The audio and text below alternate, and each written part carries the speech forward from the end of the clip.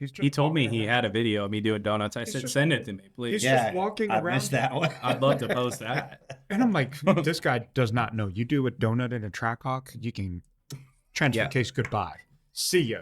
Right? I did. I kissed mine goodbye. I did it the first time I bought it. Yeah, dude. Hell yeah, I was doing donuts. Donut in a TrackHawk. In the snow, too. So good.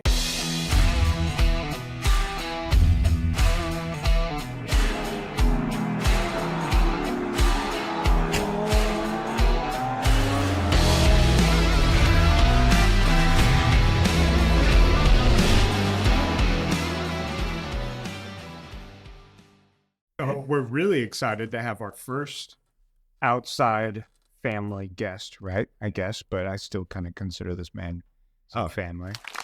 He's hung out with my kids, all kinds of stuff. So cousins, everybody. So we're well into the family hanging out phase. But this guy right here has blessed us, not only in the car community, he has also served in protecting our freedoms for the things that we get to enjoy. So not only does he contribute to the race. Slow down there. I didn't do a whole lot. That's all right. That's outstanding intro. He still served. He still helped us and was still a part of the big vision of military. Former Marine, still. What do you? Well, no. No? Former Marine? Well, they say no such thing as a Right. Yeah. So I hear that. And I was about to. I get that every now and again from the real moto guys. Someone just on YouTube asked me, he used a term that I'd never heard before. And I had to Google it. And it was like term for somebody who was in the Marine Corps. And I said, my response was, I used to be, or I was. And he was like, oh, there's no such thing, devil dog. Like, okay, yep, you're right, Pops. Yep. I mean, Yeah. He was nice about it, but it's just funny. I always get that. Marine Corps ball's coming up, actually. Matter of fact, this is the Marine Corps ball season. It's like the classiest shit show you could ever possibly attend. Like, it is. There's the classy part. There's the ceremony. Everybody's in their dress blues, and if you're not currently in, or you're a spouse, you're in like a ball gown or a tuxedo or something of that nature.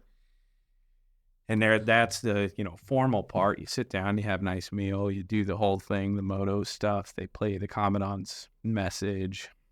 And then after that, Drunken fest. Oh, yeah. It's a slaughter fest. No, you got first sergeants breaking it down on the dance floor. You got lance corporals dancing with the first sergeant's wife.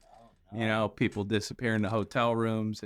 They always hold in a hotel too, which is fun. Okay. I thought it was every on time. base. Yeah. No. Well, yeah. Sometimes if it's an on base, it depends. I've been to on base ones. I've been to ones in DC, and then, but the real fun ones are in a hotel because everybody's staying there. So party goes on. There has never been a hotel that I've been to with the Marine Corps at the Marine Corps ball that we haven't gotten shut down. Every year they go room and then we just go to the next room. All right, let's go to the next room, and you'll never know what you're gonna walk into, dude. So you never know. Is there a pull-up rack at the Marine Corps ball? No, but I've seen Marines do pull-ups off of shower racks and all sorts of stuff. You walk in and there's you got everybody from the sergeant major to the brand new PFC that was the youngest Marine at the ceremony, everybody all in a room, hanging out, getting hammered. It's a great time. Great. Well, you've blessed us with the Marine Corps service, so we appreciate everything you've done. And then you are also into cars. I am. A little bit into cars. Some real estate. Yeah. Family car. Some real estate. But I think your really big claim to fame, that I would say, in my opinion, my eyes, sure, is how you manage social media. Yeah. Right? Because when you first came in, actually when we first met, about how I talked to you about your TrackHawk. Sure. you turned around and talked to me the same way about my social media. Or lack thereof. Right? And Lack I was like, hey man, we really need to make a bunch of changes to your TrackHawk because it's really not doing well. Oh yeah, you And you're like, yeah, that's cool. You know what? Well, I pulled out the list. yeah. You're like, Here you go. well, your social media sucks. Sucks. And I'm like, well, dude, I don't even know. What is TikTok? Right. Yeah. I texted him one time. I was like, hey, let's try TikTok. Here's my stuff. Can you show me how to use it? And he goes, that's not how you spell TikTok. Because I did CK. I think he called it Tic Tac. Yeah. And I was like, man, I don't know what this is. And he goes, dude, stop. He goes, I'm going to make this one video real quick for you. I'm just going to show you what it does. And here it is. Boom, boom, boom. It makes a video. And I was like, I don't know how you moved across the phone like that. Like, I didn't even know that those functions worked that way. And then we graduated to like, I don't know, whatever, a year or two later, where he'd be sending me TikToks. That's how I knew he was starting to get the hang of it. Yeah. Not because he posted videos, because he was consuming it. Yeah. So I didn't have TikTok. When I met this guy, I had no TikTok. I think I had an Instagram and a Facebook and nothing else. I didn't even know you guys had a Facebook. I think I still don't even. I don't know if I still follow it. Yeah. So he's like, no, dude, you need TikTok. This is where it's at. And I'm like, yeah, but that's too young for me. I can't even. It's not you though, right? It's not me. It's not you. And that's what it is. So it was the hard realization of that generation that's moving up into that. And Tyler's really fluent in it. So he's done a lot of things in his life following the TrackHawk stuff where his social media has just gone off the wall. I get people all the time that are like, yeah, I've seen this guy, TylerTrackHawk. He was doing this. And it was back when it was in Washington, right? Really? Yeah. And I was like, yeah, Okay. I think that video is old, but that's not anywhere near. That's old. That's old track. Yeah. And they're like, no way, really? Like, I I think it would change, like the setup would change in between videos at some point. Like it was just that Chris would be like, yeah, you know what, man, let's try this. We got to track. Nah, we're going to change this. Yeah. And so by the time people were caught up on it, something had changed. Yeah. Like, oh man, I seen your video with the 3.8 whip was. Oh yeah. I'm like, Yeah. it's twin turbo now. Turbo now. Literally. And they're like, good job. Yeah. And you're like, holy shit. So he's really, really good at that kind of stuff. So he's opened up a lot of our eyes business-wise as far as where social media needed to be for companies, right? And then it was huge. It was crazy. I used to think that the target market that I was going after didn't have time to consume that stuff. And Trump's on it, so right? So it's got to be, right? So if he's getting his message on and he's doing all that stuff, like we have to do. So it was gotta just crazy. So he opened up my eyes, and I have a lot of education that he's given me for that. So, but we want to dive into a whole lot of things that have unraveled since our last pod. Yeah. And it's like convenient that it's Tyler Yeah, Tyler. that's here. Yeah. Because he started a new thing on YouTube. Yep. Is it YouTube, TikTok, and everything, or what's the things? Well, so it's just YouTube primarily. We'll see how that goes. Okay. TikTok, I tried.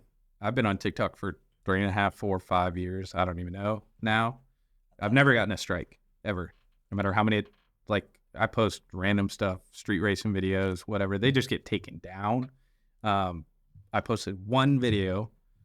And it was up for 10 minutes, and it was me and my buddy shooting at the property, out on our property, closed property, private property. And it lasted 10 minutes, and I got my first strike on YouTube, or on TikTok. And you get 3 strikes, count's gone. Really? So, and I have the TrackHawk from the day I bought it to the first modifications we ever did to it. So, like, that would suck. But yeah, TikTok is a no-go with gun stuff.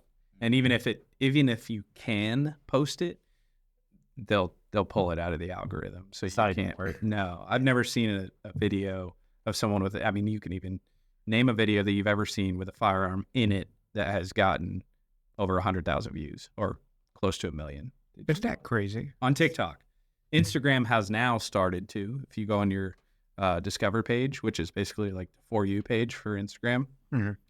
They just recently, they didn't even really announce it, but now if I go on there, there's no firearms. There's gear, military stuff. You know, I noticed that. None. It's like I'm not being served any type of ads around just, you know, add-ons, just basic clips and stuff like that. That's gone. Yeah. I mean, even like Cabela Bass Pro stuff, like when it comes across socials, I don't see anything around firearms. Yeah. But they're still printing ads. You know, they still have their same type of gun sales, their full festive, all that stuff. I think the only reason, the only saving grace that we have for YouTube is that there are content creators who started in the firearms community years ago and who have amassed millions of followers who YouTube actually cares about, or to an extent, they have a connection with YouTube. They have a contact at YouTube. So that's the only reason why it's not gone entirely, but it is getting there. It is very close. So with that being said, all of this crazy stuff in the world, you ready for the tinfoil hats? You ready? It was the day we were driving back and we get the news that Trump was shot at. Assassination attempt. So another inch and we'd probably not be here. We'd be so on the verge of civil war. Do you think that would happen? Because a lot of stuff is saying if Trump would have died, it would have been chaos. Civil. You think so? I think it would have been, well, I don't know. I initially, when I heard someone say that, another inch and we'd be in a civil war, I was like, oh yeah. And then I thought about it and I was like, well, who exactly would be fighting on Trump's side? It's more, I don't even know what Republican group, the right side. Right. Are we really? There's no militia. That but you don't see those guys rioting and doing all kinds of stuff like that. So would we? Like what? I feel like it's going to be one of those things where everybody's looking around the room like, well, you know, if you throw the first punch, then we'll all start. The war is different. Yeah. It's more of a division. So Sure. When I think people say chaos would have ensued, it's not the kind of chaos where we're at fisticuffs or shooting at each other, but it's more hate. It's more division. Oh, without a doubt. Yeah, for sure. That is what that's true. It would have been a build up. Yeah, I don't think it would have been just straight to shooting.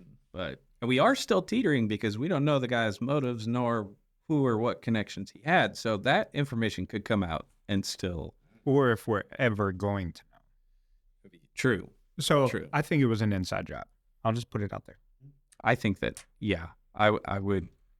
I think that it would be very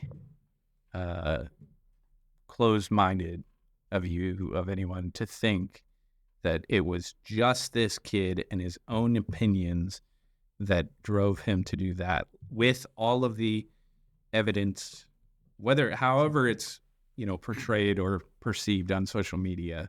Like, there are videos of people screaming, showing you that he was there 30 minutes, 20 minutes, 5 minutes, 10 minutes before he started shooting. That's like, there's some pretty irrefutable, you know, like. So let's get into so currently right now, you're really big into guns on your channel. Yes. Guns, this isn't a new thing for you.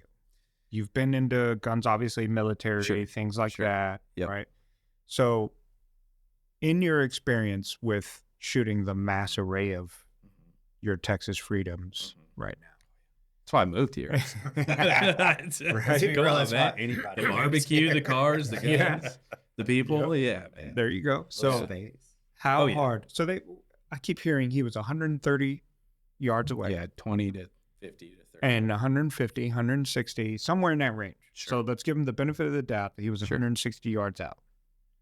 How hard is it to hit a target 160 yards out with a AR? Sure. I don't even know if it's an AR. Has it been confirmed it's been an AR? I mean, I haven't personally seen it, so I'm gonna assume it's a basic AR-15. And from what I've read or seen, he didn't have a magnified optic or a scope of any sort. He had a red dot. From what I've seen, I don't know. That could be wrong. Okay. the interesting part about, and what a lot of people don't understand, is there's a level of tolerance and acceptance when it comes to AR-15s and like mil spec versus civilian. So with your standard run-of-the-mill AR-15, which is, we're just going to assume that he had, there's a tolerance of accuracy, right? So it's measured in, it's called MOA, or minutes of angle. Okay. So to be within military standards, which people think military, they think that thing, wherever you put that optic, it's going to land. It's not always the case. The military standard is 5 minutes of angle, 5 MOA at 100 yards. 1 MOA is 1 inch. So that's 5 inches. So let's say you aim, you put your dot right in the middle of a 5-inch circle. If it hits anywhere within that 5-inch circle, that's okay for that firearms manufacturer. He's like, yep, that's good. If they're checking it, they go, yep, that's perfect. So that's, number one, that's a factor, assuming he had just a regular old run-of-the-mill.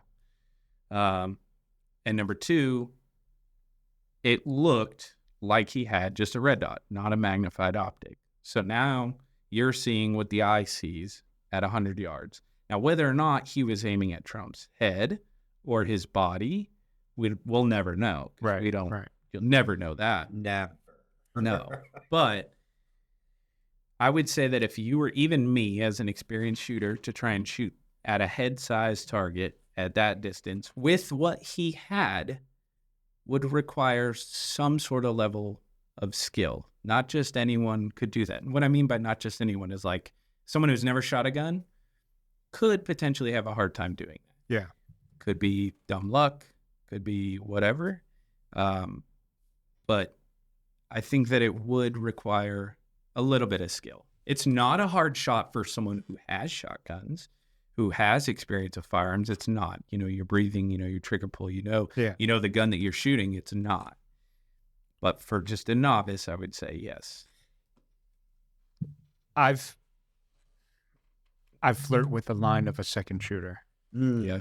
Do you really? I think I do. At this point, anything. So, I never would have do. thought that I would have lived through a presidential assassination attempt. So at this point, anything's possible.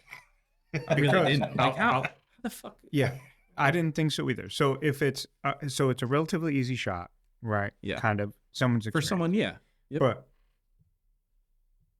in drag racing, I can associate this to drag racing because that's what I know most of. Sure. Okay. Sure. So doing drag racing at a TJ private test session is one thing, right? Mhm. I.e., this guy's at a gun range, just laying them down. Yep. No problem. Okay. But then when you go to TX2K and now you've got 60,000 eyeballs looking at you, that's different. So this guy shows up, showtime, and now he's got people Screaming yelling at him that they see him. that he is up there and he's on a mission to do or say whatever he's doing. And he has that added stress of Climbing up. my cover's blown. I'm about to probably die. He had They're- to have known that. Right. At that They're point, you coming. have to accept that. Yeah. Right? So Oh, there's yeah. all that pressure. So for him to have all of this outside pressure to then be like, yo, I'm going to lay it down. Bam, bam, bam. And then do so good to come within that far. Like, I think a lot of that was pure dumb luck you know, like, on both parts. yeah, it's like, man. Dumb I luck don't that know. he even made contact with him, and dumb luck that Trump turned his head to avoid the round. Dumb luck. Yeah. Like that dude There's was- so much. And I mean, if it's evident in the fact that he, obviously there were bystanders and there was people that got hit, right? But it's dumb luck that he managed to shoot however many shots he popped off after the first couple, and didn't hit anyone on that stage. just No one. around. There was a giant pile of people at that point. Oh, I know. There was at least a couple Secret Service members on that stage, and he didn't hit bombed it. nobody. That was a little fishy. So here's what I want to get your opinion on. So you've heard the shot succession. Mm-hmm. You've heard the amplified sound. You understand. I can tell like when someone is rushed. Sure. They're just spraying and praying. Yeah. Like, what was your opinion on the shot succession? Like from the first shot Sure. to the post ones and all that. Oh, the first shot was definitely like, I don't know if I would say rushed. I mean, I think he was obviously just putting myself in that shitty position. I would say that I would feel rushed for sure. After that first shot, I also don't know if I've ever looked into it enough to know, was it the first shot that hit him or the second? Because there was two that seemed to be very well timed. It was boom, boom, Right. then boom, boom, boom, boom, boom, boom. Then it let off. That was panic. That was people are running, screaming. He knows he dropped. Mm-hmm. So now I just got to start spraying and praying. That was my assessment of it. But I don't know which round actually impacted. I don't know. The first one is what they say. The second one came right by. And the rifle was a DPMS brand. Okay. Yeah, see, I haven't even really heard it. That's never been in my YouTube search history, so that tells me that it's probably run of the mill. Not that there's anything wrong DPS. with those, DPS is probably run of the mill. So assume it's 5-inch at 100 yards. Now that goes up. So he was at call it 130. So what would you call that, an inch? And it's actually not an inch. It's like 1.08 or whatever. Have you heard the audio of the shots? I've heard a mixed batch of stuff, but it's hard to tell what's tampered with, what's not. Shooting guns at your place has probably been a blast. Oh yeah, right. No because pun intended. I've been in Texas almost my entire life, and you have a lot of suppressors. Yeah. Oh, dude, and the wait times went down, so I don't even own one suppressor yet, and this guy's got probably a suppressor for every single. Oh, I've got a brother like that. He's got. Don't buy one though. I'm telling you, it's like getting a race car. You just keep going. No, not a race car. Not a race car. Sorry, you get the race car. It's the first parts that you buy. The bolt-on. The bolt-ons. That's the equivalent. The best way I could put it. I'm just going to port the blower. And then especially now when the wait times went down, dude. So shooting some of your guns out there at your land. Yeah. You can hear, I can associate that. Mm-hmm. Right. Mm-hmm. So now hearing, because you have a AR with a suppressor. I think Junior has, he has one with that. Yep. So hearing the first, and then the click. Yep. With the bullet hitting. Yep. And then the other one, like the real shy. I heard 3 of them. So I heard 3 guns. Okay. In that. Sure. And immediately that was on the way back, like driving home from the podcast. They were playing it over and over and over and over of what was going down. And I heard 3 guns. I heard the first 3, right? Real timed. And then I heard the bam, bam, bam, bam, bam. Okay. Yeah. Trying to get it. Yeah. And then I heard the return fire in the crowd, where the crowd started screaming really loud because that fire back was really close. Yep. So, and then I heard that one. So I heard 3 shots. I don't know, tinfoil hat. Right? Yeah. Who knows? But anything is possible. I called it right away. I was like, yo, the first 3 were silenced. Like this dude had a silencer up on the roof. And then I'm thinking, that's a big thing you got to carry around. Not only that, but what is an AR with a silenced weigh? Depends on the can, but I would say probably somewhere around, what is it? An AR with a silencer? Not with a can, an ammo, and an optic, and whatever else. You're probably somewhere around the 11 to 12 to 13 mark, depending on the can. Standard barrel. 18. Yeah. So you got this kid running around 12 pounds stressed. If he had a silencer on it. We don't know if he had a silencer on it, but I heard, because it was really quiet. Like it was a real soft shot. I don't know, Tori, can you find the audio for that? There's a really interesting shot. See if she can find it. Really interesting audio clip, because so all of the videos that first came out were from the stage. And then I think recently I saw one that was literally a guy filming the shooter. He was freaking out. So this is a terrible video. But I saw filming. What's crazy is he had the camera out filming the dude before he even started taking the shots. That goes back to, they knew about him. So he was filming him.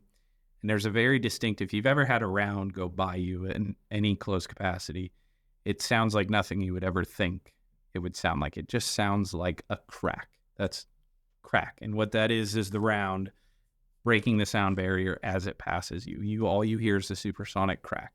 So you could, from that perspective, you heard boom, boom, boom, boom, boom, boom. Yeah. And then in there you hear crack. And that was the return fire. That was the only video that I found that sounded any different than the others. I mean, it just confirms that it was different positions, but that goes to show that different positions can drastically change the audio of what is perceived, like how you hear it. It was like different microphones too. And that's where I was like, damn, we're never gonna know, because like you got so many different media angles. Yeah. And you got so many people. I'm just like, all right. At least till it gets Because it's like, oh, it's a 22 Yeah. long rifle, 22 long rifle. Yeah. And it's like, you don't know it's this. And I'm like, did you see the thing that came out recently that there's this apparently a guy that goes to the same shooting range that also looks like him, and they're making that comparison. I don't Really? remember the guy's name, but yeah, but they put up the picture of dude's face, and then Matt, and then this other guy. He was like, yeah, he goes to the same shooting range, and people were conspiracy, tinfoil hatting that this was the actual shooter and not Matthew Crowe.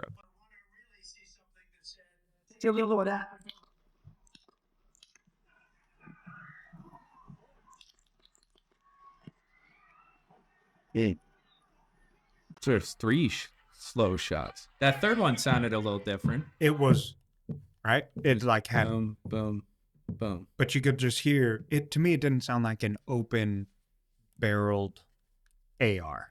I think what you're hearing, the reason it doesn't is because that crack is so loud, it will immediately distort audio on any microphone that's not calibrated to shoot. I've learned that filming YouTube videos, filming gun videos. Got it.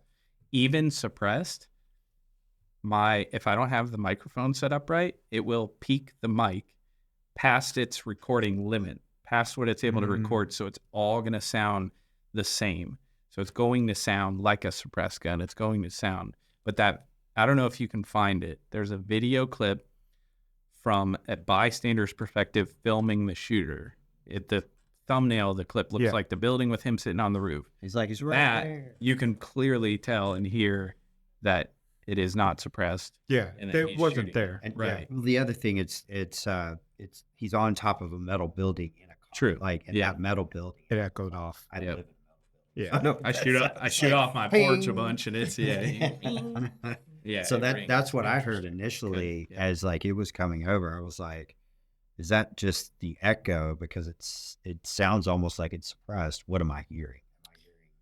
I'm amazed that I thought, you see some 100 times and you think you remembered it right, but I thought there was only 2 shots at first, but there was 3 slow boom. But how in the hell do you get that many shots off before you start? And then also, I don't know. It just sounded like there were more shots consecutive after the return fire. That's what I heard too. Like, because the return fire is a suppressor somewhere. Yeah, So that was. Yeah, and so the echo is. I heard like 2 more afterwards. though this perspective sounds way, way different. But if I remember correctly, So there were 8 shots total. okay, And in that clip, total. yeah. So we can okay, confirm- in general. Okay. We can confirm 1, which was the return fire, right? Well, that was 8 shots from Crooks. And then the return fire was So would be 9. nine. Yeah. What is let's say, not a novice, but like a medium experienced, intermediate Mhm. experienced person, what do you think they would be able to shoot distance-wise in AR? From a red dot. 223. So it gets really In prone. complicated. I would say if you had someone that had never shot magnified optics, like someone like myself, right? So for example, I bought a new gun like a week ago. It's a 6 arc. That's meant to go far out to distance. I didn't own at the time any magnified optics other than a magnifier. And I was able to, with that, shoot sub MOA. So I shot a 4-round group under an inch with that gun. That gun's more capable than a regular 5.56 at 100 yards. 100 yards. And I was sitting from the prone. I had a bipod, I had a sandbag, I had all the right stuff. And that was with a red dot, but I did have a magnifier. If I took that magnifier off, like it's not your shooting capabilities. It's seeing what you're trying to hit. Yeah. Because at your distance, when you push that thing out, the dot has a size, a specific size to it. the EOSec that I had, and some others, most that are meant for a rifle, are typically a 1 to maybe a 2.5 MOA dot. That means that dot is either 1 inch at 100 yards or it's 2.5 inches. So now when you zero it, assuming you zeroed it perfectly, your rounds in a perfect world, a perfect gun, are going to be impacting somewhere within that, you don't know, somewhere within that 2.5 inch radius. Then factor in the 5 round or the 5 inch group that the rifle was capable of. So like if you were like a mediocre shooter, I don't know. I still think it depends on a lot of factors, but it's not, I don't want to say it's not easy, but like it would take some training. I don't think that you could just come out and do it. I think you're right, because I've shot red dot, and I would say I'm with a dot, with a scope. Yeah, you could all day. You could probably do it all day. But the dot gets really confusing after 100 yards because you don't know all of that. Right. I didn't know all that shit before. No, and even on an animal, right? 100 yards, that's kind of my limit with a red dot. So I don't use them anymore. I use a magnified optic. But 130 yards, and let's just this is my take. At 130 yards, I'm going to say you've got your standard size target. Right? Lipstick target, yeah. At 130 yards with a red dot, I could put every round on that target. Yeah. Which is a frame about that big, which is about 2 heads. Yeah. The other thing is, though, you gotta, like, so I've never shot a real live person. I've shot animals, and the first time I ever shot an animal, I shot a hog, right? I was like looking at it and I'm like, oh yeah, that's right. They move. I'm not shooting steel. I'm not shooting cardboard. Yeah. It moves. So now if you add that, now if you were in a context of a steel target that's sitting there that stands out from the background because it's spray painted white and so on and so forth, that shot, probably not that bad. But a moving target, a moving head, the way Trump talks with his hands, it's from New York. Yeah. You know, he moves around. It gets increasingly more difficult. That's why I'm like, there's got to be a second person. Because, look, it doesn't, we can practice all day long on the track at the tree doing all kinds of stuff, right?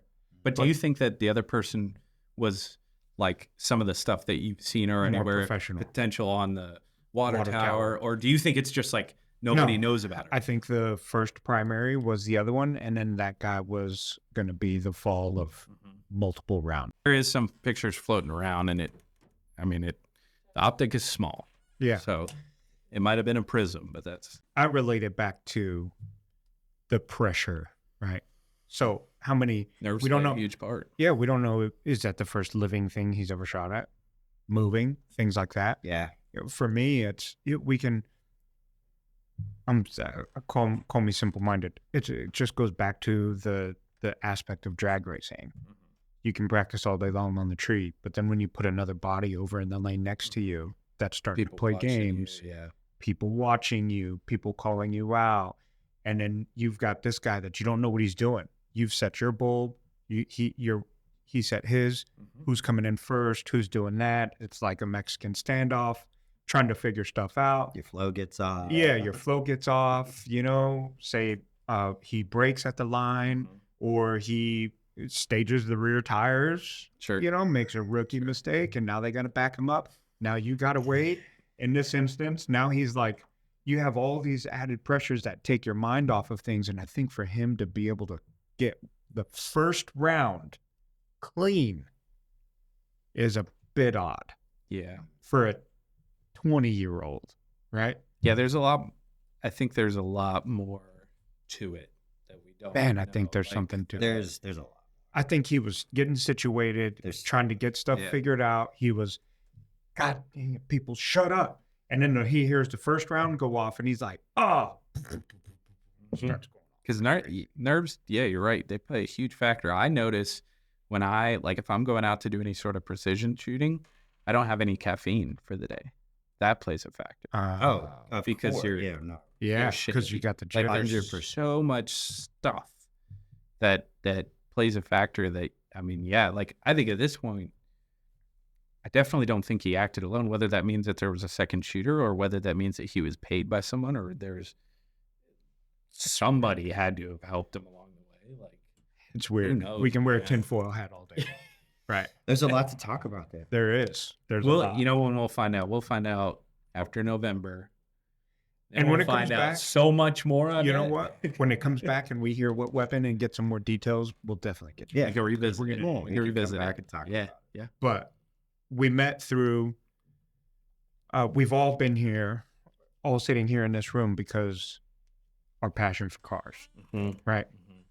Being in Texas is one thing. It's the greatest state in the country. Oh, yeah. Could be its own country, but great. Technically is, but Yeah. Was, isn't. yeah, is, we're is. blessing the rest of the states with Yeah. our presence. Oh, yeah. So, Oh, yeah.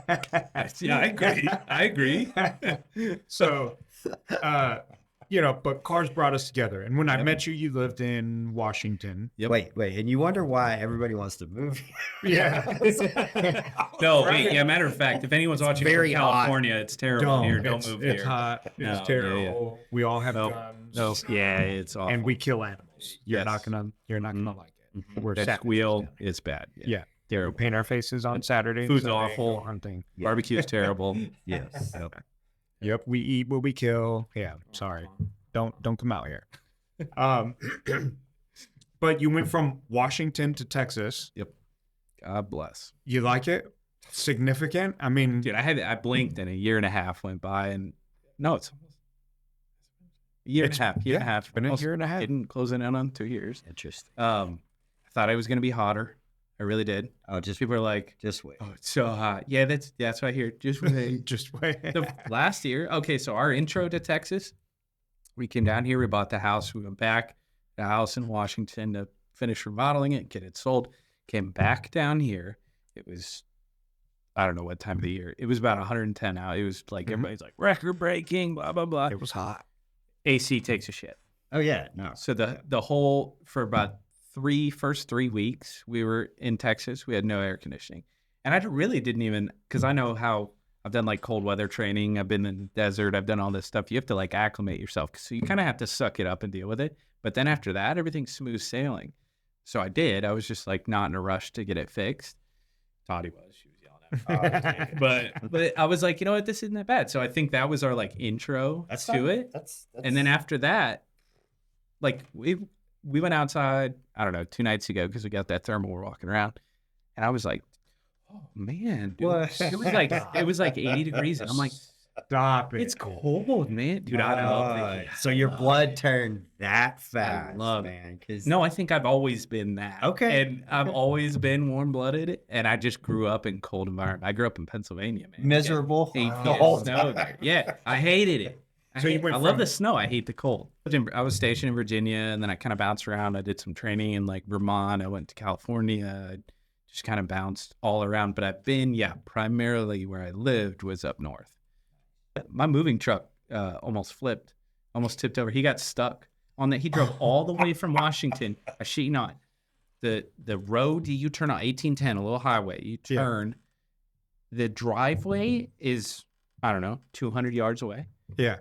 He got stuck, like turning into the driveway, went into the ditch, and the truck was like that. Yeah, dude, I kid you not. I think I have a picture of it. I'll send it to Was you. it in January? It was, I think So- it was January, February. It was whenever Fun that fact. stupid ice storm came. So that was the day that the truck, the 3500, the limited mega cab, it was in Oregon. Mm-hmm. I bought Yeah. it and I hired somebody to bring it down. And dude, when it got here, it's black and it looked like Oh, oh yeah. I know better than to buy a black car. I do. Yeah, dude. It's like, Were you Salt, like, dude, did you everything. drag this he to goes, the no, bus? he apologized. He stepped out. He was like, I would never deliver a car like this, but the shit we just drove through. I was like, I understand because I was like looking at the weather. Yeah. I was like, thank you, tipped them out. It was New Year's night. They Sure. delivered it. And I was like, wow. but I can. That was then. I had to. And you went straight to the Texas, like the core of Texas lifestyle. You went from, can I call it hippie Washington? Yeah, because that's all I But think it's is like beautiful. It's beautiful. granola, kale chip makers. They were still doing Vax cards to get into restaurants out there. When What? we moved? Yeah, when we left. In what was that? They were doing what? Vax cards. You had to have a vaccine card to get into restaurants Wow. up there. Yeah. So the hippie part of the world, straight down to just Pure America. pure America. You got acreage. How many acres you got? We have 20. 20 acres. Yep. It's amazing. I can't believe that we live in what I would consider to be a dream house. We moved in, I was 28. 28? Yeah. Don't worry, dude. After you turn 21, you stop counting. Yeah, I did, yeah. I thought you were supposed to get a discount at 26 for insurance. No, that's a lie. My insurance company told me. There are no discounts in I this. called him. In this administration, there are no such thing as freaking I called him on my discounts. birthday. I was like, is that Yeah. discount, right? Oh, no, 26? we're going up. Yeah. That's my They Alex, did. baby. They renewed my policy. It went up $50 a month. I was like, what the fuck is this? This isn't a discount. What? We saw that look in your eye. Yeah. They're like, actually, your discount expired. So, Yeah. I have a rental property in South Fort Worth, and it's an hour change from our house. And so I just popped an air mattress up while I was working on it and stayed there. Holy shit. I mean, even Texas neighbors are great. Like, let me just say, much better than Washington and other places that I've lived. There's no meth labs that I've found quite yet. Nobody's maybe I just chose the right. You don't know where the right spots are. But there's no HOA in the neighborhood, which I was like, no HOA. I don't have to worry about, no. I stayed there for whatever, a couple months, a month and a half. And I was like, you know what? An HOA doesn't sound too bad. Man, the rooster at 4:00 in the morning is getting kind of annoying. Unless it's yours. Yeah, unless it's mine. Yeah. No, dude, it ain't mine. And then the neighbor chains up like a puppy. I can't screaming do that. all day. I can't do that. I pulled down my fence and went over and gave him water and food. I was like, what is going on? Like, I'll call. Man. Noises and like, dude, So- if I hear a noise, it's a cow outside. It's coyotes. It's whatever. I'm like you. Like I got several layers of protection. Yeah. So there's Right the next to my front difference. So you have the other states lifestyle, right? Okay. Yep. And then you have city life in Texas. Yep. Everybody thinks is great. We're moving to this. Texas is awesome. They live in the city. They do Fort Worth, Austin, whatever, San Antonio, wherever it is. And then you have the third layer of folk, The burbs. the out in the country, Yeah, that's me. Sticks. the country that we just can't. I can't, dude. I That's why I'm messed up, moving though. further out. because- I messed up because being young, I don't, and moving around so much because of military, because of all this stuff, I never see a house that I'm in as permanent. So we got this place, and before we bought it, we were like, this is it. This is a dream house. I think now, a year in, I'm like, I want more land. Yeah, of I course. want more land. It's just And now I think- it's just So, like any. It's the intro, Yeah. I want trees with shade. I want all the, Yeah. Is that not wild? It's I mean, and you've seen it all. Like Yeah. you've gone from the big city, like I went from the swing state, Pennsylvania, to out a the sticks, very small liberal town, poorest right? zip code in the U.S. at one point, Erie, Okay. Pennsylvania, Yep.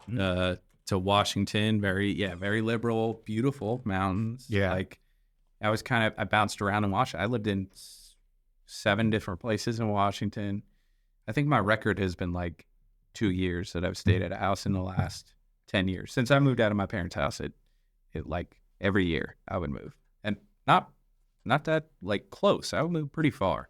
Sometimes states, sometimes an hour away, whatever it is. Yeah. like we were talking on the way over here, right? Yeah. You bought something for The house I own a house in Erie. And I paid $37,000 Get out of here. cash. Yeah. and it was a livable space.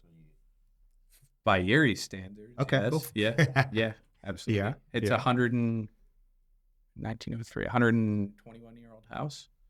Oh, But that's the average. That's actually pretty, I would say average, maybe not young, but that's pretty average. I mean, everything on the East Coast is just much younger or much older than West Coast. Washington, I think the oldest house. Washington is like, it's 1895. I almost bought a house that was built in 1895, and it was like regular old place.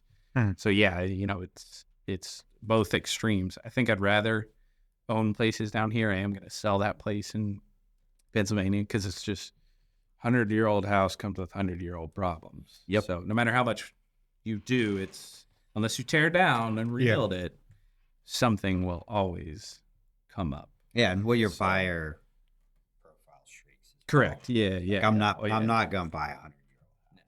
Not even as an investment property. No, yeah. For you? Like you don't need another problem. I did it because the rent roll was there, but I've come to realize that I'll just spend more money on a safer investment that's a newer 20-year-old house in a market that's actually appreciating, because I was giving up appreciation up there for cash flow. Now I'm like, maybe both wouldn't be so bad. So I wanted immediate cash flow at the time, and then I kind of came to the senses that owning a 100-year-old, as the contractors there working on it, I'm like, I just wanted this done. Yeah. And this comes with a laundry list of shit that you uncover when you're working on the place. You tear down a wall and you find God knows what. Not even a wall, laughing plaster. Somebody's uncle in the wall still. Yeah. No, so I saw something A yesterday. musket, If you had a house built between the 20s and the 70s, behind the medicine, when you open the medicine cabinet, there might be a slit back for there. Razors. For razors, yeah. Yep. What? Yeah, people would just put the put the razors in. Yeah. And they were done In the wall. shaving. Yeah. What? It was the best place to throw them away at the time. They didn't have trash bags. Yeah. So, yeah. With razors. So they're like, I'll just put them Wow. That's crazy. What's like just how they used to build houses back then is insane. Oh, it's crazy. I mean, you just put a bunch of fucking slats of wood and slap some plaster on top of it. What are you supposed to do? Well, we're like, how you fix that? How do you 70 years from what? Right. Like stagecoaches. It's really not that far. It's pretty crazy to think about. We're really not that far.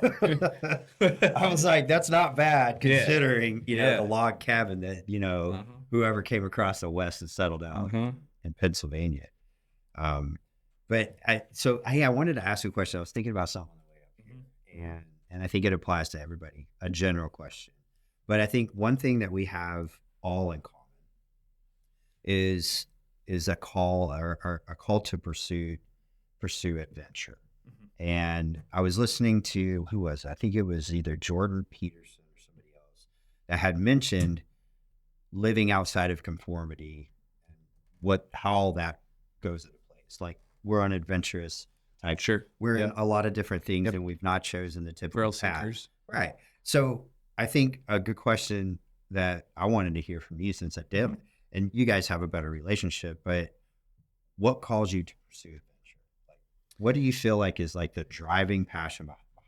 Like activity wise or just anything? Like what in your heart tells you, hey, I need to stay on adventure and not just, because look, we all get times where we're talking about the on-ramp, where we settle down and, we don't want to get back on the treadmill. Sure. But your lifestyle requires at this point that you stay in somewhat of an adventurous state. Yep. Stay relevant. Yeah. Where does that come from? I think at the pure core of it, I think it just comes from a fear of death, like, and not doing anything. Like, I think that I have always lived my life like tomorrow is not a promise. So if I want a gun, I'm going to go buy it. If I want to build a race car, I'm going to go do it. If I want to go somewhere, I go somewhere. If I want something, I buy it. I do whatever I need to do to get it, right? Because I don't, like, I've seen people come and go that were like, you should have been here. I was just talking to you yesterday and now you're dead. Yeah. Like, now you're gone. So like, I think it just, that's what it boils down to. So is that from like military, like you seeing, folks die? I think you have like something in your life that was like an impact. Like for me, like I got stuck. Sure. I had that's the realization. Same type of thing. No, that's a great question. I think the military certainly got me more like comfortable with the idea of death, if that makes sense, or more accepting to like, this could happen. This is a possibility and you need to get over it and just do your job, period. I think probably just in my like personal life, the first time I ever had a family member pass away was like very close. I was holding her hand. Well, not that technically wasn't the first time. First time I was ever around death, I think I was like 13 or so. Okay, so cognitive around there. you were- Yeah, oh yeah, no, like I held her hand as she passed away, and that was probably one thing that made it real. And then it was after that, as an adult, while I was in the Marine Corps, my grandfather passed away, and he did so much stuff. He had 3 different pensions. Like he did so much cool stuff. He was in the military. He was a railroad conductor. He was a detective. He did all this. Yeah, man, he did all this stuff that I was like, you know what? I want to accomplish things. And then I think just like living life and seeing how quickly it can be over made it rushed. So military made it, like, okay, death is a factor. You're not just, life isn't guaranteed. Tomorrow's not guaranteed. And then in combination with being around it, and then seeing other people that I idolized accomplishing things with the time that they had, made me just go like, you know what, if I want to do something, if I want to be something, if I want to try something, I'm going to do it, and I'm going to do it now. I'm not going to do it tomorrow. I'm going to do it now. And it's probably built a really terrible patience thing of patience, right? Dude, well, there is some good of it. Of course. And I have saying, I think I was sharing with Tori the other day, we got to start somewhere today. Like that's at the core. And there's been some decisions that have personally, like I've learned from it. I've had the whoopings. Sure. Yeah. But I've also reaped the rewards. Yeah. So I'm like, exactly. I'm kind of blind to Yeah. like, you get taught a lesson. But a follow-up question is, so personally, and you guys might feel the same way, but personally, I believe we have to give up something in order to live a life of adventure. Sure. Yeah. What do you feel like you've given up? I think probably number one, a savings account, I would say. What's that? Without a doubt. No, I would say. You're living in your savings account. Yeah. True. Yeah, exactly. That's what I'm saying. Yeah. I dropped out of college, but I used to tell people I bought a Mustang. I dropped out of college and all my friends are going to school and all this shit. And I said, yeah, that's cool. You're in debt. I'm in debt. I'm driving my debt around. So you're just working to get a piece of paper. Yeah. It turned out in the end to be, the right decision. But I think I definitely have lost a lot of friends in it.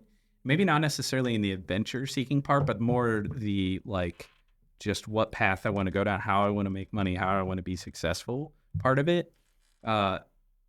But also they kind of mesh, right? So the things that I'm passionate about takes the entirety of my focus. And then if I can turn it into a way to make money, well, if I'm entirely focused on that, I'm not going to text you for your birthday. I'm not going to fucking be at dinner. I'm not going to go to your baby shower. I'm not going to do all this stuff. So I'm trying to make money. Yeah, I'm trying to make money. I'm trying to do what I love doing. I'm trying to spend my time wisely. Like I hate when my birthday comes around, and now that I'm old enough to determine what we do, I choose to do nothing. I don't want it. I've never, me personally, listen, I love my family. I love all my friends, but there has been maybe, I don't know, consider it 2 birthday parties that I've actually been excited to go to. Yeah. Like respectfully, just being real. So I'm not going to obligate someone else to go to something that, number one, I don't even want to go to.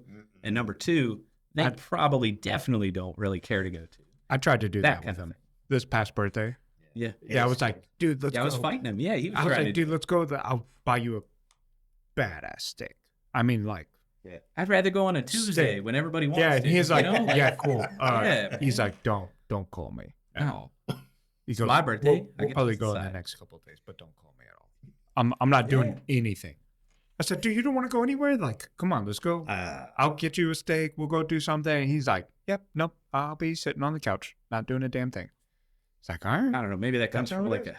a sense or a hyper sense of like people's true thoughts and feelings and emotions and stuff, and just a knowledge of that, knowing how I feel when I have to go to I'm like, oh It's the self. So it's the self-awareness. Like Self-awareness. I'm so nervous. Like I have a sister that, or half sister, that's coming in that I haven't seen in 40 years this weekend, and like I've got some nice stuff, and but I'm very humble about it, and I'm also very cautious about like what it looks like on the outside. Sure, how it's perceived. Yeah. Right. So it makes the time almost odd for me. Sure. And I'm like, I was telling Andrea the other day, I was like, dude, like I should just not give a fuck about that. Yeah.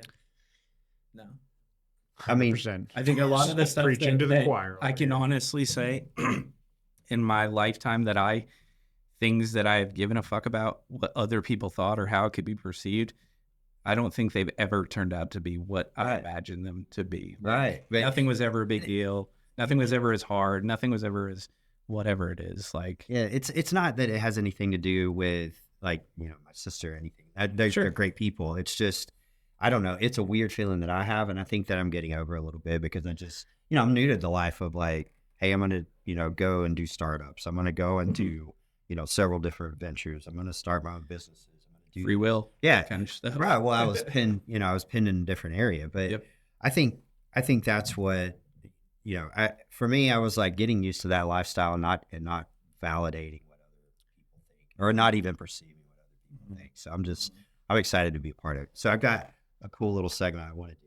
Okay. Real quick. And it's called Real or Not Real. Okay. And if you've read this, it's cool, but Bigfoot, Sasquatch, Yeti, real or not real? Bigfoot, Sasquatch, Yeti. I'm going to see those are... I said that because they're it's such a not just yes or no or real or not.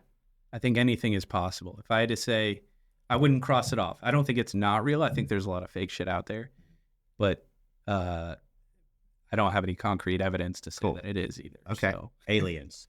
Oh yeah, without a doubt, real. Oh yeah, real. Not even Ghosts. That's another gray area, man. Right? I've had some weird experiences where I'm like, I tried testing it when I was younger, like playing with a Ouija board and doing that kind of stuff. Yeah, man. Oh yeah, I went off. This was Indiana. This was all on our way to PRI conversation. I think you and me had. What's that? Yeah, we did talk about it. Dude, we spent because I don't know what big into it.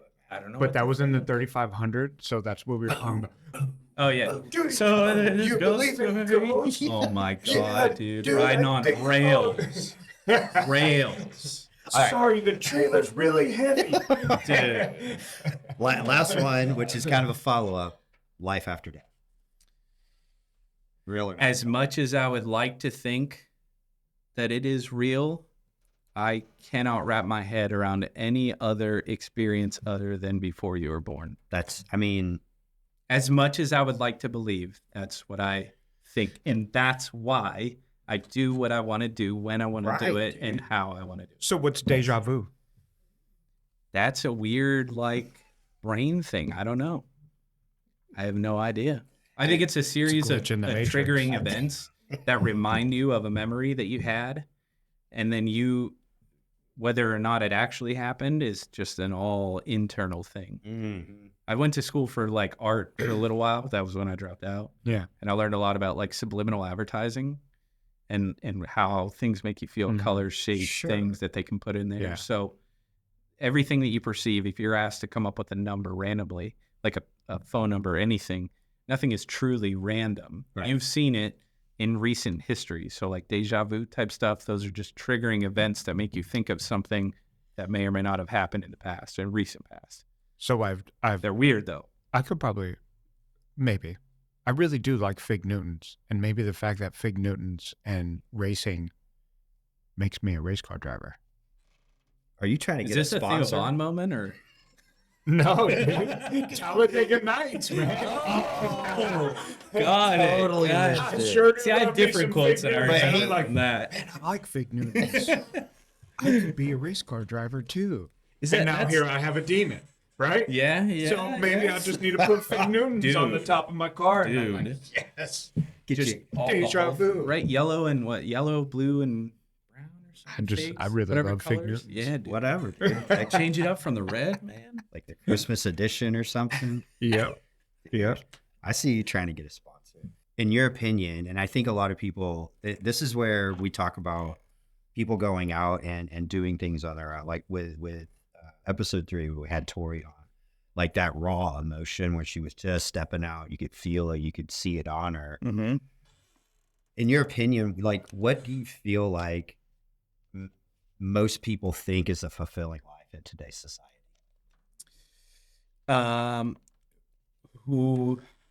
Which people though? My generation? I would say the general perception in America.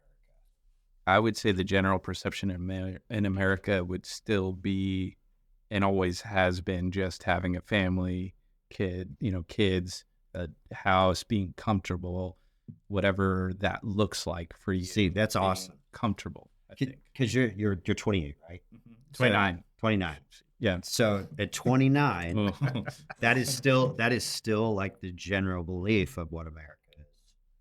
I don't think that has really changed. Well, it's trying to. There's a lot of it that is trying to. I'm sure people are trying to add their own twist to it and stuff. But yeah, I think that I mean, that's a, like, unless you don't want kids, right? That's what I mean by changing it. But that's hard to argue. What other things could you be looking for? Some people could be looking for more money or a bigger house or stuff like that. But in general, the idea is the same: comfortable, roof over your head, and kids to live on past your lifetime. Like it. So how was that first experience of going out on your own and stepping out of that general consensus of your day-to-day life? You mean like my 9 to 5, or like leaving, moving out of my parents' house? No, just you're working for the big man. Sure. Yep. Doing these things. Yep. Trying to keep the roof over your head, the things like that, the bare necessities that everybody is, that we just said is common. Sure. How was that experience, and what made you want to get out of that safety net of the 9 to 5 Sure. to take on social media the way that you have full on? I think that I got out of the Marine Corps off active duty, and I kind of on, not on bad or good terms, just on weird circumstances. It wasn't like a normal end of contract kind of thing. So it was very abrupt. Had no plan, no nothing. So then I kind of had to figure it out. So figuring it out meant I actually went from Virginia to Pennsylvania, then out to Washington, where my ex-wife got stationed. So then I was like, well, I need money, and I have big boy bills now because I was in the Marine Corps making what I thought was decent money.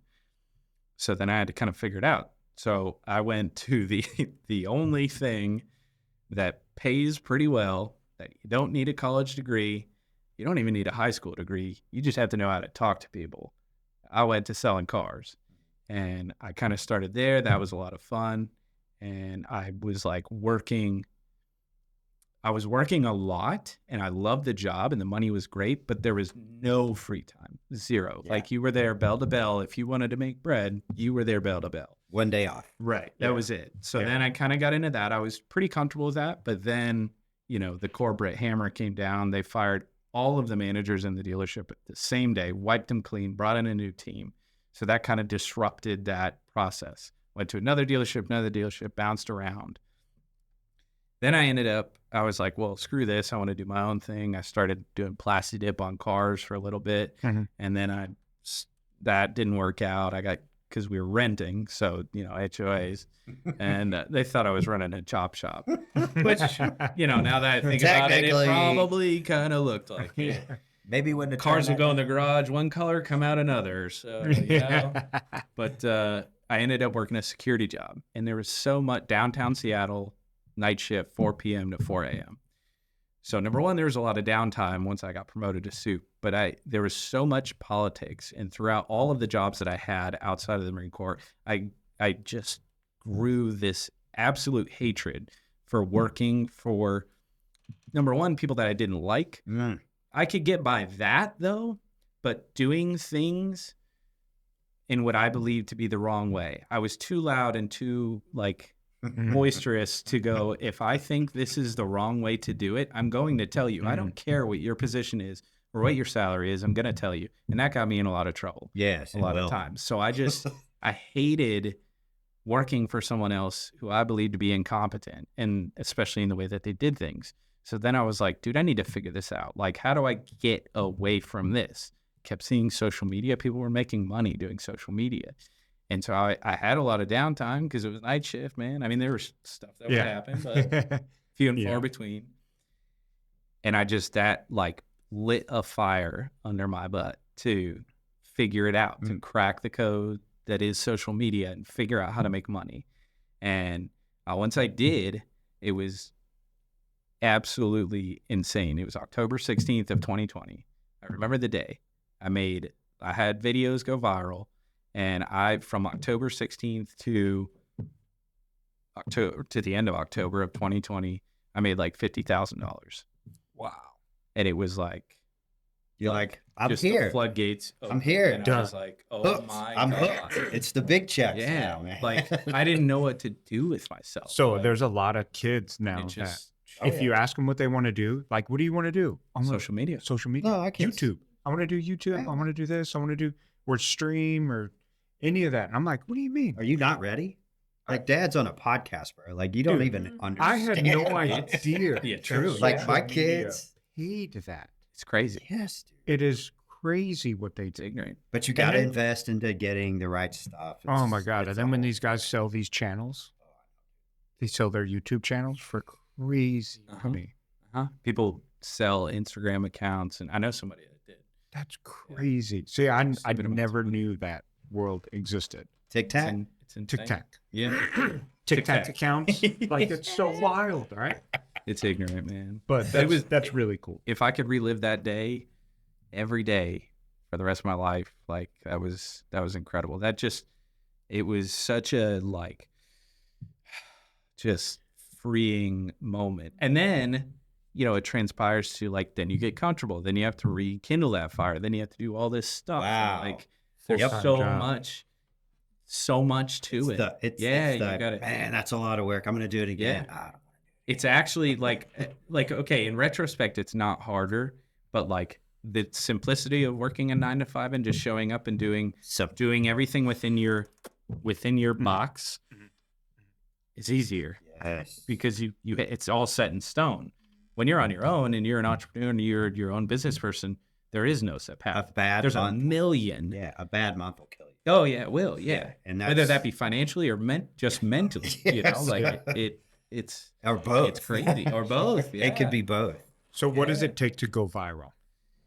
Is it the same thing to go viral as it was then or now? No. It's constantly changing the formula and what's relevant. It's a mix. I would say generically, it's a mix of relevancy, controversy, and entertainment. So what do we need to do right now? Generally. Like old Hawk Tua? Yeah. Yeah. Don't jump on the table. No. Right? Like- But like, why Like did Hawk that Tua happen? goes viral over. Was it like, I think that went viral because all you see on social media now is it's very, social media towards men, straight men, is very suppressive, right? So there was no like viral, things for men to go, that kind of stuff. Sure, you can watch girls twerk in bikinis, right? But that was like a very straight, like men could just get behind that, and they were like, "Yeah, I remember how I felt." I was like, "Oh my, dude, let's go!" Like people don't say that kind of stuff because that's the relevancy, The relevant thing, or also the controversy thing. Yeah. It's both, right? And then it's a combination of like the video, the editing, lightly, but for the most part, it's the content. Yeah. I've seen this guy make videos on his TrackHawk and at the shop. It's definitely artwork. I've watched them. But it's so unpredictable too, because the video that I spend an hour and a half editing gets 10,000 views. The video that I post because I have nothing to post this week gets 7 million. So he'll come into the shop when we were doing it. He's like, all right, everybody's got to go. I got to do this. We leave. We're sitting in there. Okay. Well, I didn't kick everybody out. He's doing his thing, right? Right. Showing it. Cool. Comes I back. hate talking on camera, by the way. Comes back, And he's like, okay, I got it. And then next day, nah, dude, I didn't like any of it. Yeah. I went back I and deleted watched the it. whole thing. I got to go back in. We're going to go and I'm going to pull into this open warehouse and I'm just going to take pictures. Okay, cool. So he does that, does a little video walking around. There's no more talking in it, anything else. Right. And the video goes crazy. Butch, we got phone calls. We got phone Which calls. video are you talking about? I'm trying to The remember. video in the warehouse where they were Yeah. building. They were building and the Oh, owner yeah. called my shop and was Yeah. like, your guys are doing donuts in my building that we're the brand new construction site. And I'm like, what? I watched the video that Tyler posted and it's just parked. He's just He told me walking he around. had a video of me doing donuts. I It's said, just- send it to me, please. He's just walking I around. missed that one. I'd love to post that. And I'm like, this guy does not know. You do a donut in a TrackHawk, you can transfer Yeah. case goodbye. See ya. I right? did. I kissed mine goodbye. I did it's it the first time I gone. bought it. Yeah. Yeah, It's dude. Hell gone. yeah, I was doing donuts. Donut in a track. In the snow, too. So, hey, you know what? There's so many more videos of people doing bad things in the Yeah. Hellcat TrackHawk arena. Yeah, dude. Donuts are No. So this guy was like yelling at us. Dude. Screaming. He I didn't want to mean, hear that. just we're the closest thing to Satan that just went in and destroyed his facility. I I was was like, like- call me. I told you, or I called him. I said, give me his number. I'd love to talk to that guy because I love dealing with people that don't like. If you don't have concrete evidence, I love calling you out on it. That's what And I it's made true. my TikToker. Yeah, and I'm like, I know Tyler didn't go in and do donuts. First off, no, we don't Giant have- Baily sticker on Yeah, the side. get outta Come here, on, dude. And so the whole video is him just walking around, getting angles of like the crane still moving behind it. And, right. Mind know, you, I asked permission from 5 of the construction workers Yeah, that were like, there oh, yeah, before go I even ahead. drove in. Yeah, yeah, this guy exactly. really. Which I knew they had no authority, but I knew I could. You Well, as know, long as hey, you- I asked. We're not you doing know. anything. We're not doing hood rat stuff in there. Correct. But this dude lost it. He was Lost pissed. it. He was pissed. But that's what he's done. I mean, he shoots a bunch of his own content. He's been really good. Some of it's predictable, some of it's not. Like, I think you can get burnout pretty easy doing it because you try so many things. And the biggest thing, so that's like the content of the video. The number one thing you can do to go viral is keep posting. Yeah. Keep posting. Period. That's it. Whether or not you like the video, whether or not you think it should be posted, whether or not you whatever, just keep posting. Consistency. And something will pop off. Even if your first video, even if it's your 100th video. I've went back and watched some people that like I just saw go viral. Like, who the hell is this guy? His video just got 20 million views. He's had TikTok for 5 years. Every other one has 1,000 views. What made this one go viral? Like, It's keep just posting. That's Got it. Period. And then there's more to it than that, right? But in general, gotta post. You hit gotta that pay to button, play. baby. You got Hit that button. You gotta play to you gotta play to get paid. It never has a chance of going viral if it never gets So get your posted. tic tac. Yeah, we're gonna have to work on that tic tac. Get your tic tac up. We're gonna have to hit on that. Although, Just don't be that guy that sends me videos. although I got guess like my 3 FY people, I'll do that. I don't watch any of that stuff. my FYP page is turning into conspiracy theory stuff now. So it's like, Yeah. Just watch it. but we always end on the podcast with a piece of advice that you can give to however you want to view it. Your older you, the next generation you. What is the piece of advice that you would want to give to that individual on everything you've learned in your life today? I would say don't be afraid to explore the unexplored. Don't be afraid to do something that is outside the normal. I mean, there's a million ways that you can say it, right?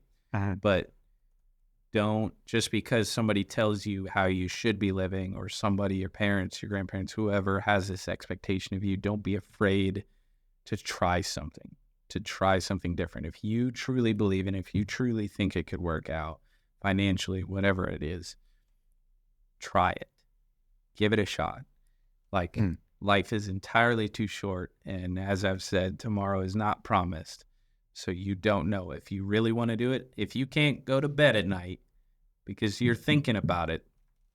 That you're like, shit, maybe I should have bought that. Maybe I should have posted that. Maybe I should have done it. Wake up the next day, or just do it then. You know, And get it out there. Just make like Nike. Just do it. That's Tory. You know, Yeah. you gotta. Dude, where's our shoes? Definitely, we got one more mention. I think Nike sends us all new shoes. Yeah. Yeah. So next, if you see, if you're following us and you see a bunch of Fig Newtons and Jordans, Right. And I got the gray ones. you have today. the Jordans and Fig Newtons. So You know what I'll be I'm the rocking fat today? one. They'll be rocking the Jordans. I sure do love Fig Newtons. You know what I'm rocking today? What?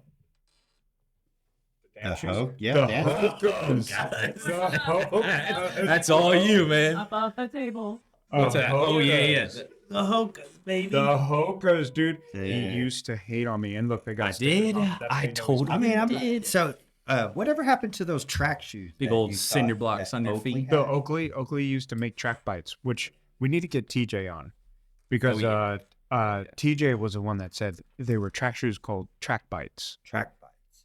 and So you could walk on the yeah. surface. yeah, yeah, you can and it walk on the wouldn't- surface. Huh. Yeah, dude. If anybody knows it, it's him, man. Yeah, One Yeah. last closing Yeah. for you. Yeah. Dude, are you gonna race any no prep events? We'll see. I think for now, I want to focus on some other stuff, and that's what I wanted that thing to be. So I think if I come back to racing, or when I come back to racing in any capacity, it will most likely be that, because I'm at a point now where weight, aerodynamics, drivetrain, things It's a of that new world, are a dude. problem. So have Oh, I y'all- bet. Have y'all seen the competitors and what they're doing now? Jay wants to do no prep. I did know.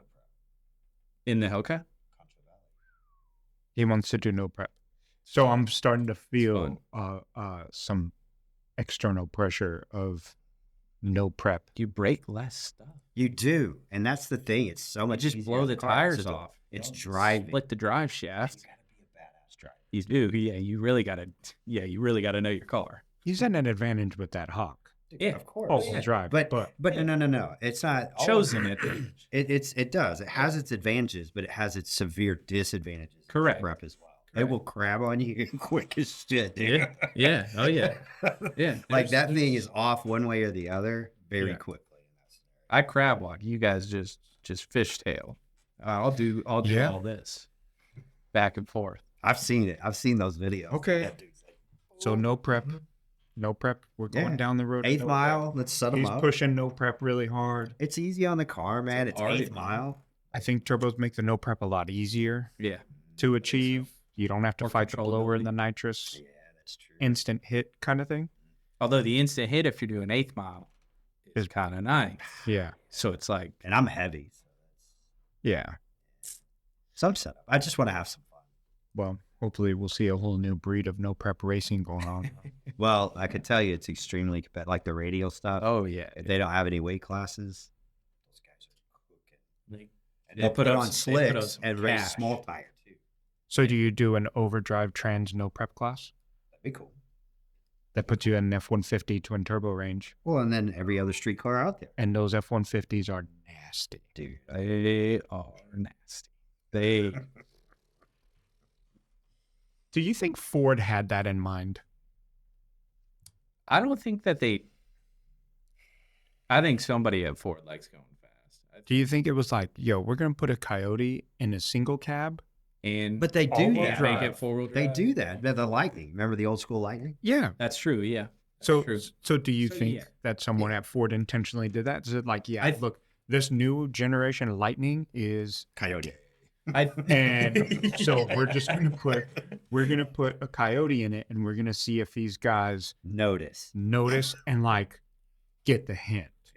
I think that they probably eventually wanted to get to that point. I don't think that they meant to do it with the work trucks. I don't think that they could have perceived that people were going to go all out with this work truck deal. Yeah. I think they were kind of trying to get there because Ford does a lot of things with.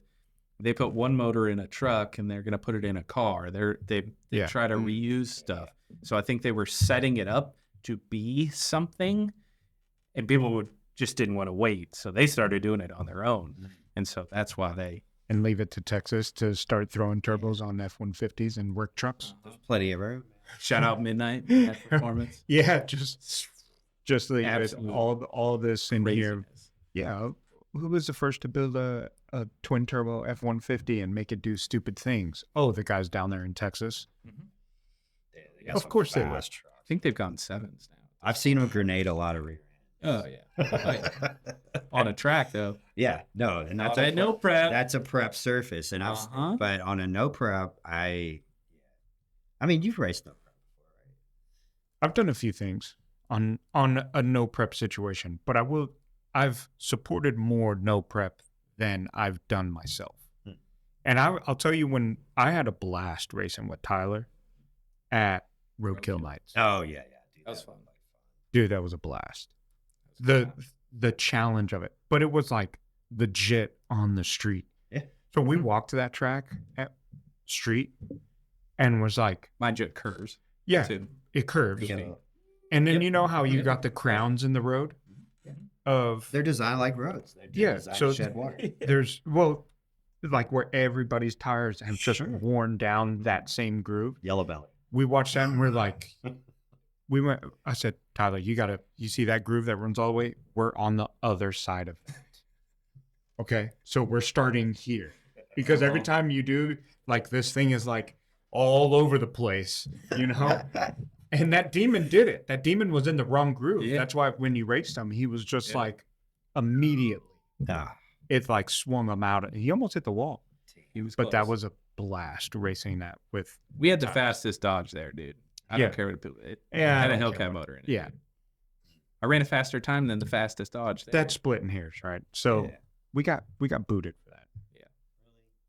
Well, we got robbed of we a got trophy. robbed because it had to be a Dodge But for the fastest time. It had to be a Dodge. it's a Dodge motor and trans, right? Doesn't matter, dude. It says Jeep on oh, it. yeah. it We says were Jeep. not. We got DQ'd from the fastest Dodge because we had it. Did you call Tim? We had it. It's not a Dodge. He said it's not Did a you Dodge. call the official? I told him. I was talking to him. I was like, dude, this is the fastest Dodge. He goes, it's a Jeep. And I'm Well, like, if the man said Owned by. Oh Dodge. yeah. I said, but it's got a Hellcat. And he goes, yeah, but that's a Jeep. That's a different CFO, everything. And I'm like, Put a Dodge badge on it. We should.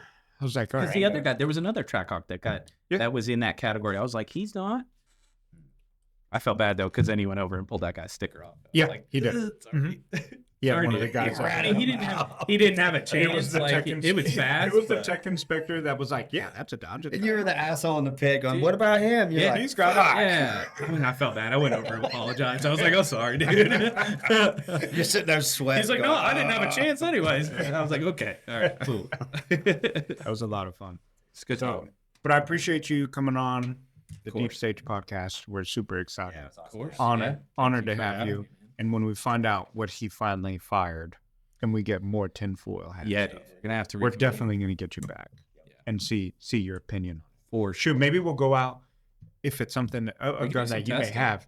Maybe we'll go out to your property. I could make a YouTube video. You guys do the podcast. Yo, let's go shoot it and then do the pod out there. I'm down. Yo, I'll buy the exact setup that he had. yo. Yeah, that's not hard to do. No, $500. Yeah. An academy. Yeah, I spend that on ammo and range day. Like, let's go. Yeah, let's do that. So, we appreciate you coming on. It was awesome. Thanks for having me. Getting to know you a lot more, and appreciate those words of wisdom. Yeah, I don't know how wise they were, but somebody maybe it meant something to somebody. You know what? That's all it's about, is encouraging that one person. That's it. It meant something to you, and look at where you came from. That's right. It mattered to you. One step at a time. That's it. So, appreciate you. We're done. We'll see you next time. Sounds good.